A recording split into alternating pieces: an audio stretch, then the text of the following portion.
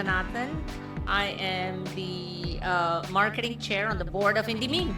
Tell us a little bit about yourself. How has your past experience with marketing helped inform what you're doing with Indie Meme, both currently and what you hope to do with Indie Meme in the future? It is so heartwarming to see the passion, the energy, and the excitement that both the filmmakers and the actors bring to causes that are so near and dear to the community's heart, and also causes and issues that are so important on the global stage, that I feel honored to be able to promote and amplify their work. All the movies are great. Every year brings a fresh set of issues. So I'm going to say every movie brings its own unique perspective. I'm not going to choose. Hi, Kalki. Welcome to Indie Meme's 8th annual film festival. Really excited to have you here on the red carpet today. And tell us a little bit about what you are debuting, or not debuting, but showing here at Indie Meme today. It's a film called Goldfish. It's a mother-daughter story. The mother has dementia. The daughter is struggling with her identity as an Indian but British-born person. It's a lovely story about two people coming together because of difficulties. Beautiful, lovely. And Kalki, a lot of your work, both in the theater, be it original and also just in film in general, be it original work or collaborating with others, focuses a lot on social issues like women's rights and freedom of speech. What kind of draws you to work that some may see as social commentary or pushing limits? Well, social commentary, I guess I'm drawn to it because I'm a woman myself, and we are used to being exploited or misinterpreted or, boxed. So I want to talk about those issues for my own benefit and for the benefit of, I think, everybody else. I think that as artists, you're here to put a little part of your experience out there, to find community, to find people who understand you better so that you can be part of the world, and especially when you come from like a different background or a different group than what is expected, you want to talk about that and say this also exists. So I think that's important. Definitely, I could relate to it completely. In fact, I joked to Pushan when I read the script that this is a documentary on me and my mother.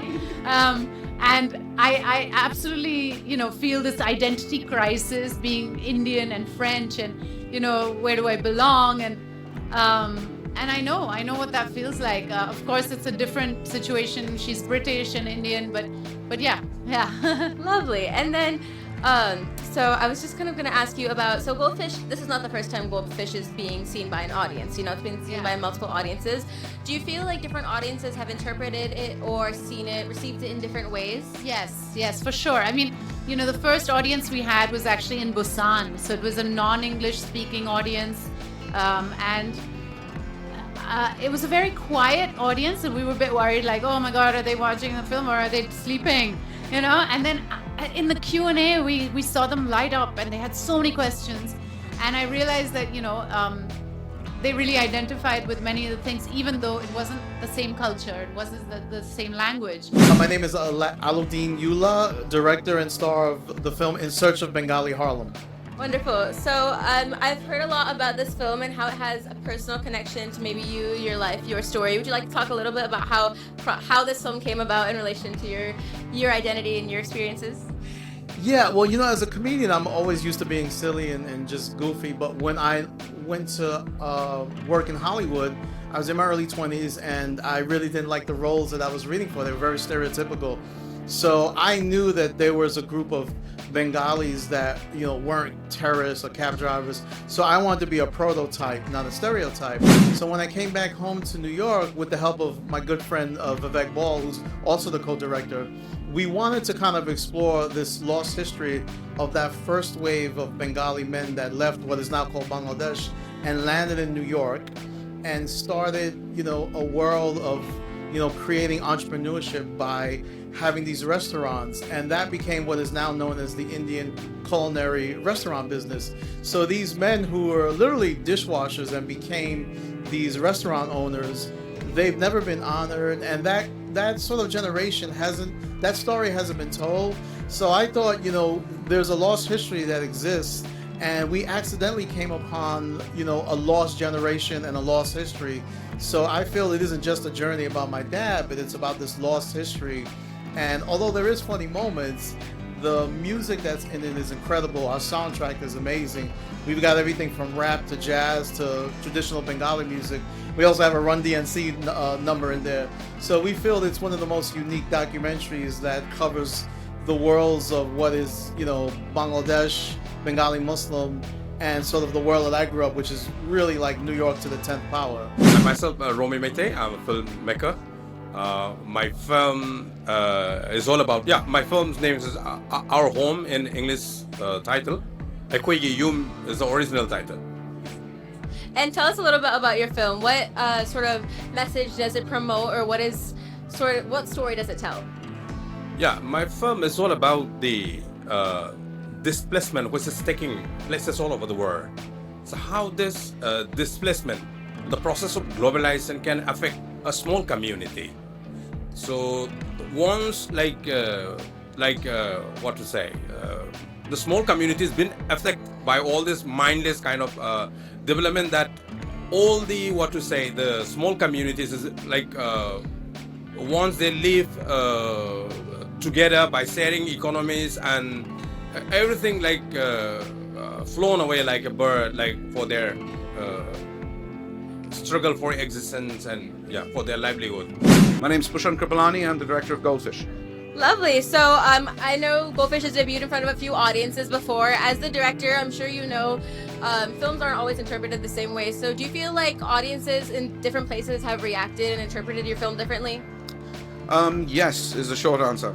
I think if you're in a place like Korea where they're really seriously cinephile audiences, they ask you different kinds of questions. The choices you make are interpreted differently. A British audience will interpret it differently. They know where the film is made. An Indian audience has different givens, and so that's different. But I think, and similarly, in Seattle, American audiences and diasporic audiences have a different warmth for the project. I think they've been they see themselves in it. My name is Leena Yadav, and I'm here representing a film called Tell It Like a Woman, where I'm one of the 8 female directors who made this film. Wonderful. That's absolutely incredible. And where can audiences see Tell It Like a Woman? Right now it's a video on demand, and soon they should be it should be on a platform, or it should get a release. Lovely. So, Tell It Like a Woman, as I believe it's an anthology of shorter films, right? Yeah. It tells so many different stories about the struggles of women from different identities, different backgrounds, and that can all be received different ways, of course. So, was there any unique, of course, this is such a unique project. Is there any particularly unique or special experience you had while directing or being a part of Tell It Like a Woman that you'd like to share? For me, specifically, as for my segment, I got approached to do this film in 2020 in the lockdown, and I was kind of transitioning as a filmmaker, as an artist. There were a lot of things in my head, so I am very grateful I got to record myself as a maker in this time with a very, very, very special team that we got together. And Elizabeth Abidjan. Last name is A-V as in Victor, E-L-L-A-M. And I am an advisory board member of Indie Meme. I'm a filmmaker, producer here in Austin, Texas. Lovely. So, being a filmmaker and producer in Austin, which is, such a diversity. Everyone always says, keep Austin weird. Truly, it is such a collection of people from different diverse backgrounds, experiences, and perspectives. Do you feel like being in your field, doing the work that you do in this kind of environment has unique perks, I'd say, or any particular features that you wouldn't find anywhere else? Austin, I think the Central Texas area specifically, because I've filmed in many different areas all over Texas, but specifically here, and I've lived here a long time.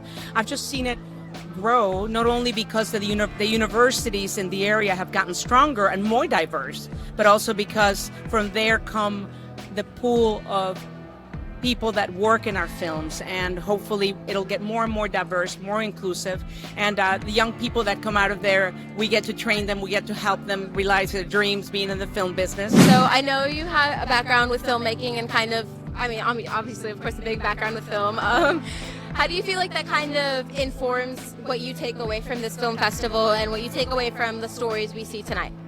Sure. I mean, it really just makes you appreciate things like this existing, because especially if anybody's ever worked in film, they know how hard it is, not only to come up with the idea of something that's worth filming, but just to get it done. It takes an entire village. It takes a lot of money. It takes a lot of just grit to get through it, and that's only just making it, not to mention marketing it or trying to get it out so that other people can see it and know about it. So things like Indie Meme Film Festival really go a long way to bringing what's outside in the world here to the community here in Austin. And we are just, the Austin Film Society is just thrilled to be a sponsor of Indie Meme. We've worked with Indie Meme for a long time, for close to 10 years now. So it really proves the point that if you want to create something, you have to do it yourself. Hi, my name is Prithvi Raj Karreddula, and I'm the director for the short film called Learning Not to Drown. And you said Learning Not to Drown, right? Yes. Perfect. So directing a film is obviously such an incredible feat, so congratulations on that, of course. Has your film been seen by other audiences, or is this its first debut? So this is the first, like it's a world premiere out of 30 festivals that we have applied. So this is our first screening, so it's a good start. I've been getting really great response from the audience, so I'm pretty good. That's wonderful. And I mean, obviously, you know, audiences of different kinds of backgrounds and perspectives are going to receive your work no matter what it is in different ways. And Austin is such an incredibly diverse place, you know. Do you think there's anything unique about getting to have your film's debut in such a diverse and beautifully unique environment? No, definitely. It's like it's a learning experience too. Like, you know, coming to this festival, it's been a great honor, because looking at so many different movies from different backgrounds, different countries. So I'm definitely, as a filmmaker, I'm just learning so much watching these movies, from different backgrounds and different cultures. So it's really inspiring, and I'm looking forward to watch many more, like for next 3 days. Sure, Luis Patino, CEO of PBS. Lovely. And so we're so excited to get to work with PBS to put on, you know, Indie Meme Film Festival. Is this your first time here? It is my first time here. I'm actually fairly new in the role of CEO for PBS here in Austin. I'm not new to Austin, but I am new to this role. And it is super exciting. Oh my God, the energy that's in the room. I can't wait for the film tonight. That's amazing. You know, Austin is such, you know, everyone says keep Austin weird. It really is such a melting pot of different identities, cultures, like experiences and perspectives. Do you feel like, you know, Indie Meme fits in good with that? Do you have anything to say about that? Oh yeah, absolutely. I think Indie Meme's doing a phenomenal job of really elevating voices, right? Voices and stories that perhaps didn't always have a platform. And that's what PBS is all about. You know, we're really trying to make sure that we do a much better job of having our content much more representative of the communities that we serve. And I think Indie Meme does that, you know, for a specific South Asian community, but at the end of the day, good storytelling is good storytelling, regardless. So I'm Geeta Lal, I'm CEO of Damon Consulting, and we have been a sponsor of Indie Meme for all of its 10 years in existence. That's absolutely incredible. And this is the 8th anniversary of the film festival. In your time with Indie Meme, how do you feel like I feel like the mission's always been the same, you know, amplifying South and West Asian voices through filmmaking and storytelling. But is there any noticeable changes that you've seen otherwise, besides, like, you know, the mission throughout your time with Indie Meme? Right.